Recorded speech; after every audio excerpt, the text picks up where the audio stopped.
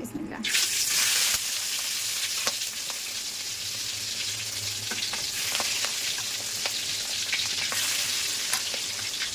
Hello viewers, আসসালামু আলাইকুম। কেমন আছেন আপনারা সবাই? আলহামদুলিল্লাহ, আমি ভালো আছি। আজকে এই চিংড়ি মাছটা ভুনা করবো, একদম ভাজা ভাজা করে, মানে পানি ছাড়া।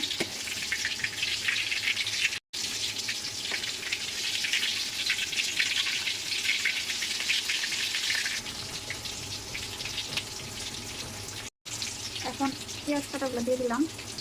পেঁয়াজ কুচি করে রাখছি।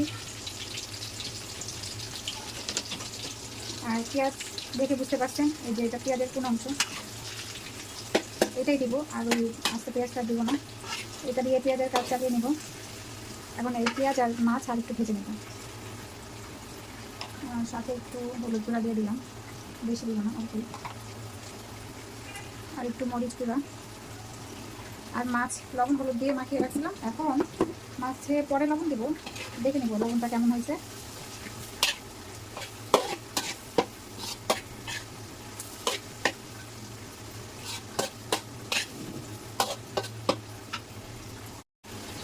দেখেন মাছটা তেল উঠে এসছে। একটু পানি দিয়েছিলাম আর একটু লবণ দিয়েছিলাম। একটু লবণের দরকার ছিল, একটু লবণ দিয়েছিলাম আর অল্প একটু পানি দিয়েছিলাম। তাহলে ভিতরে তো মশলা যাবে না। পানি দিয়ে একটু লবণ দিয়ে ঢেকে দিয়েছিলাম। এখন আমার শীতের সবজির সবচেয়ে পছন্দের সবজি হলো পেঁয়াজ পাতা। এটা তো দিতেই হবে, এটা তো না দিলে মনে হয় কি আমার তরকারিটা অসম্পূর্ণ থেকে যাবে। এটা আমার খুব ভালো লাগে।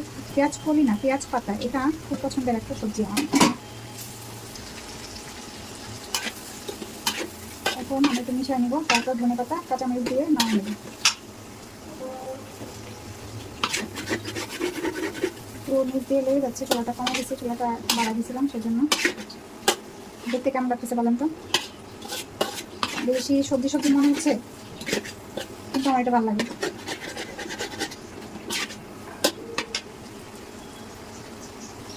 এখন কাঁচামরিচগুলো আমি একটু এভাবে কেটে দিয়া ভাগ করে দেবো, নইলে একটু হালকা ঝাল করবো।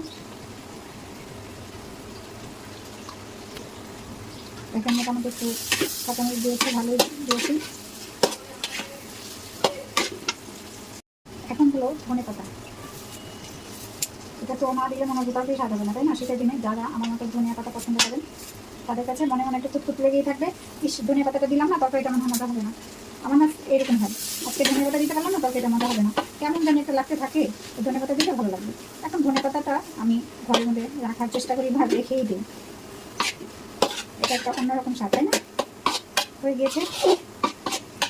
মানে 3টা মাছ ভুনা করেছি। কেমন হয়েছে কমেন্ট করে জানাবেন। আল্লাহ হাফেজ।